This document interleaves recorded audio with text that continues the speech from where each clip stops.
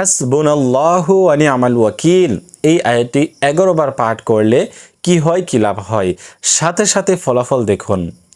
সম্মানিত দর্শক, আজকের এই আমলটি খুবই গুরুত্বপূর্ণ হতে যাচ্ছে, কারণ আমরা শিখতে যাচ্ছি হাসবুনাল্লাহু ওয়া নি'মাল ওয়াকিল।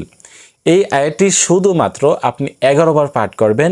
এরকম সময়ে বলে দিব যে সময়ে আমল করলে আল্লাহ তাআলা অবশ্যই আপনার মনের আশা পূরণ করবেন, আপনার দোয়া কবুল করবেন, এবং এই আমলটির দ্বারা আপনি কী কী লাভ হয় জানলে অবাক হয়ে যাবেন। তো এই ছোট আমলটি আপনাদেরকে আমি খুব সহজে শিখিয়ে দেব। আপনারা অবশ্যই এই ভিডিওটি দেখে আমলটি শিখে করার চেষ্টা করবেন। যারা অনেক ধরনের আমল করে থাকেন তাদেরকে বলবো আপনারা এই আমলটি করেন। যে কোনো বিপদ আপদ বা যে কোনো সমস্যায় আপনি এই বড় আমল না করে ছোট এই আমলটিও করতে পারেন। করলে আল্লাহ তাআলা অবশ্যই আপনার মনের আশা পূরণ করবে। সম্মানিত দর্শক, তো যারা এই চ্যানেল নতুন আসছেন, এখনও পর্যন্ত আমার চ্যানেলটি সাবস্ক্রাইব করেন নাই, অবশ্যই এই চ্যানেলটি সাবস্ক্রাইব করে পাশে থাকবেন। এই চ্যানেলে আরও নতুন দোয়ার ভিডিও দেওয়া হবে ইনশাআল্লাহ। সম্মানিত দিনী ভাই ও বোনেরা, তো আজকের এই আমলটি হচ্ছে হাসবুনাল্লাহু ওয়া নি'মাল ওয়াকিল। এই আয়াতটি দিয়ে আপনি আমলটি করতে হবে। তো সেই জন্য আমাদেরকে কি করতে হবে, প্রথমে এই আয়াতটি শিখতে হবে। হাসবুনাল্লাহু ওয়া নি'মাল ওয়াকিল, হাসবুনাল্লাহু ওয়া নি'মাল ওয়াকিল, হাসবুনাল্লাহু ওয়া নি'মাল ওয়াকিল। এখানে আমি যেভাবে পাঠ করেছি আপনাদেরকে হুবহু ওইভাবেই পাঠ করতে হবে। হ্যাঁ, এখন কথা হচ্ছে এই আমলটি আপনারা কোন সময় করবেন, কিভাবে করবেন। সময়টা হচ্ছে, আপনাদেরকে আমি সময়টা বলেছি, সময়টা হচ্ছে ফজরের নামাজ আদায় করে। ফজরের নামাজ আদায় করে আপনি ওই জায়গায় বসবেন, বসে প্রথমে 3 বার ইস্তিগফার পাঠ করবেন, আস্তাগফিরুল্লাহ আস্তাগফিরুল্লাহ আস্তাগফিরুল্লাহ।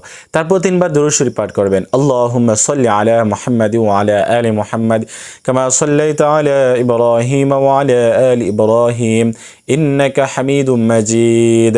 আল্লাহুম্মা বারিক আলা মুহাম্মাদি ওয়া আলা আলি মুহাম্মাদ কামা বারাকতা আলা ইব্রাহিম ওয়া আলা আলি ইব্রাহিম ইন্নাকা হামিদুম মাজিদ।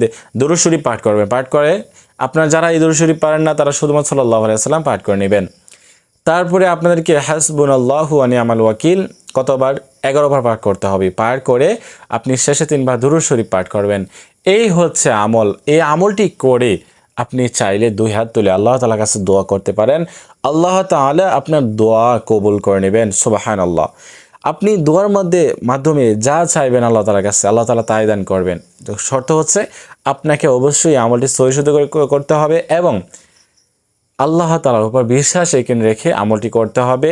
আপনি প্রথম দিন আমল করলে যে সাথে সাথে ফলাফল পেয়ে যাবেন এরকম কিছু না, ধৈর্য সহকারে আপনাকে আমলটি করে যেতে হবে। আপনি যে কোনো সমস্যায় থাকেন না কেন, আপনার মনের আশা পূরণ হচ্ছে না, আপনার রিজিকের অভাব, আপনার টাকা পয়সা নাই, আপনি অভাবের ভিতরে রয়েছেন, আপনার যে কোনো একটা আশা ওইটা পূরণ হচ্ছে না, আপনি যে কোনো কাজের সম্মুখীন হন, আপনার কাজ সম্পূর্ণ হচ্ছে না, এই আমল করেন। আল্লাহ তাআলা অবশ্যই আপনার এই আমলের মাধ্যমে আপনার কাজকে সহজ করে দেবে, আপনার রিজিকের টেনশনকে দূর করে দেবে এবং আপনি আপনার দোয়া আল্লাহ তাআলার কাছে যা দোয়া করবেন আল্লাহ তাআলা তা দোয়া কবুল করে নেবেন। সুবহানাল্লাহ। তো এই যে হাসবুনাল্লাহু ওয়া নি'মাল ওয়াকিল, এই আয়াতটির মাধ্যমে আপনারা আমল করার চেষ্টা করবেন। সকলেই সহিহ শুদ্ধভাবে শিখে আমল করার চেষ্টা করবেন। তো আজকের মতো এই পর্যন্তই। আল্লাহ হাফেজ।